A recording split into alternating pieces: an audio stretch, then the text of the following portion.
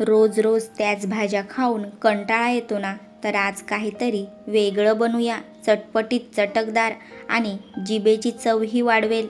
तर आज बनवूया चटपटीत, चटकदार आणि झणझणीत असे कढी पकोडे. हे कढी पकोडे पहा, अगदी पकोड्यांच्या आतपर्यंत ही कढी जाते आणि पकोडे मऊ आणि रसरशीत असे बनतात. तर चला वेळ न घालवता पटकन या रेसिपीला सुरुवात करूया. त्याआधी तुम्ही जर या चॅनलवरती पहिल्यांदाच आले असाल तर नक्की या चॅनलला सबस्क्राईब करा आणि बेल आयकन दाबायला विसरू नका, जेणेकरून माझ्या नवीन नवीन रेसिपींचे नोटिफिकेशन तुम्हाला मिळत राहतील. तर चला पटकन ही रेसिपी सुरू करूया. तर आधी पकोडे बनवून घेऊया.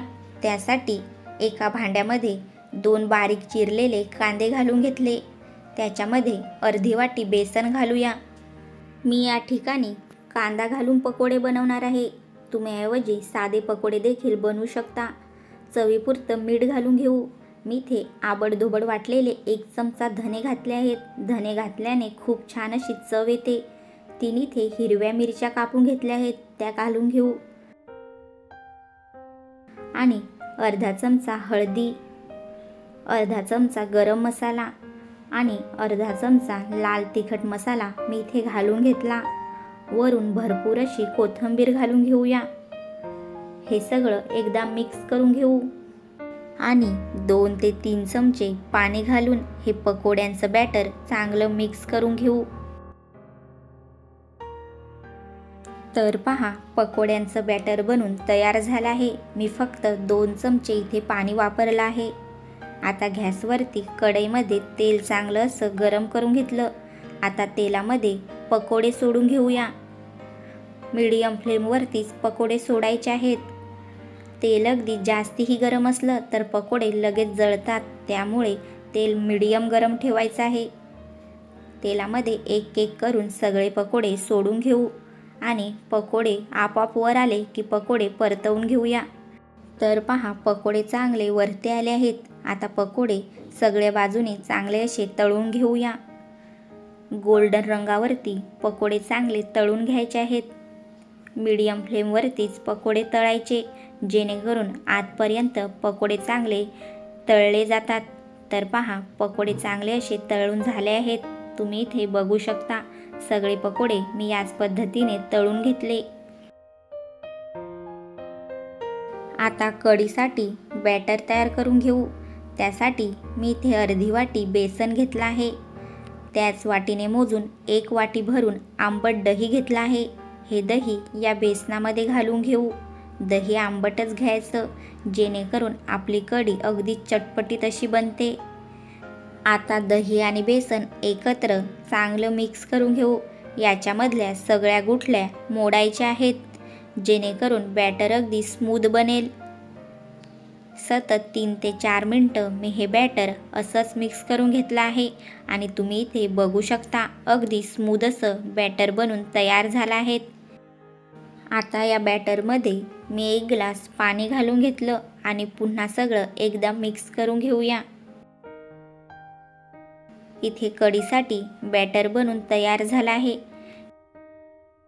तर आता कढीला फोडणी देऊन घेऊया. त्यासाठी कढईमध्ये 1.5 चमचा तेल घातलं. तेल चांगलं कडकडीत असं गरम झालं आहे. आता याच्यामध्ये 1 चमचा मोहऱ्या घालून घेऊ. मोहऱ्या चांगल्या तडतडल्या. 3 ते 4 लसणाच्या पाकळ्या घालूया. 2 हिरव्या मिरच्या बारीक चिरून घेतल्या आहेत, त्या घालूया. 1 चमचा जिरे आणि भरपूर असा कढीपत्ता घालून सगळं एकदा चांगलं मिक्स करून फोडणीमध्येच अर्धा चमचा हळद घालून घेतली. फोडणीमध्ये हळद घातल्याने कढीला खूप छान असा रंग येतो. सगळे एकदा परतवून मिक्स करून घेऊ आणि हे कढीचं बॅटर या फोडणीमध्ये घालून घेऊया. लगेच कढीमध्ये 2 ग्लास पाणी घालून घेऊ. कढी शिजल्यावरती जाडसर होते, म्हणून मी इथे 2 ग्लास पाणी घालून घेतलं आणि जोपर्यंत कढीला चांगला एक उकळ येत नाही तोपर्यंत सतत कढी अशी हलवत राहायची आहे.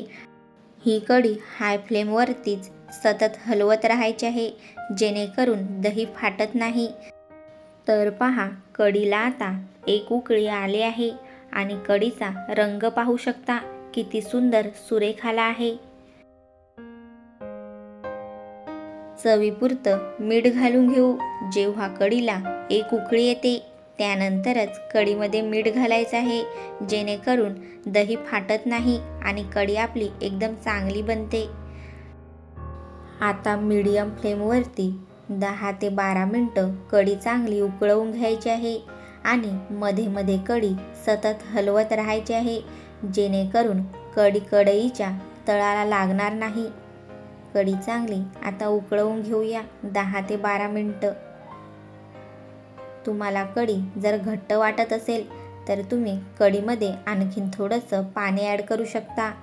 तर बघा, मी कढी चांगली 10 ते 12 मिनटं शिजवून घेतली आहे. आता कढीमध्ये भरपूर अशी कोथिंबीर घालून घेऊ आणि पुन्हा सगळं एकदा मिक्स करून घेऊया.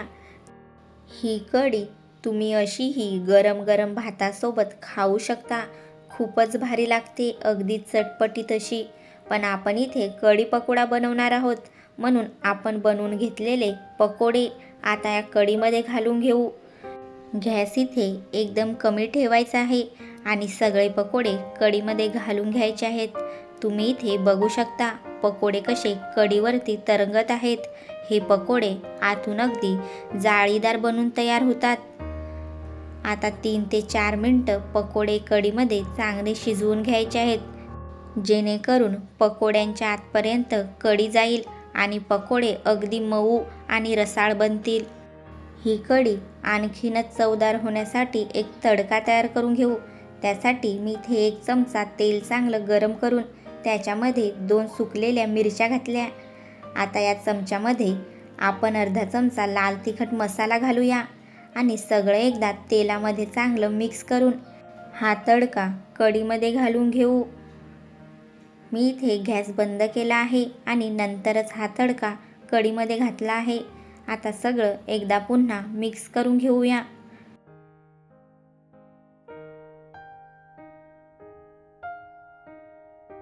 वरून पुन्हा थोडीशी कोथिंबीर घालून घेऊ आणि तुम्ही इथे बघू शकता किती सुंदर आपली कढी पकोडे दिसत आहे. जेवढी झणझणीत ही कढी पकोडे दिसत आहे तेवढी चवीलाही अप्रतिम लागतात. तर तुम्हाला माझी ही रेसिपी कशी वाटली मला नक्की कमेंट करून सांगा. आणि जर तुम्हाला माझी ही रेसिपी आवडली असेल तर नक्की माझ्या चॅनलला सबस्क्राईब करा आणि बेल आयकॉन दाबायला विसरू नका, जेणेकरून माझ्या नवीन नवीन रेसिपींचे नोटिफिकेशन तुम्हाला मिळत राहतील. आणि नक्की एकदा या पद्धतीने कढी पकोडा बनवून खाऊन बघा, नक्कीच तुम्हाला आवडेल.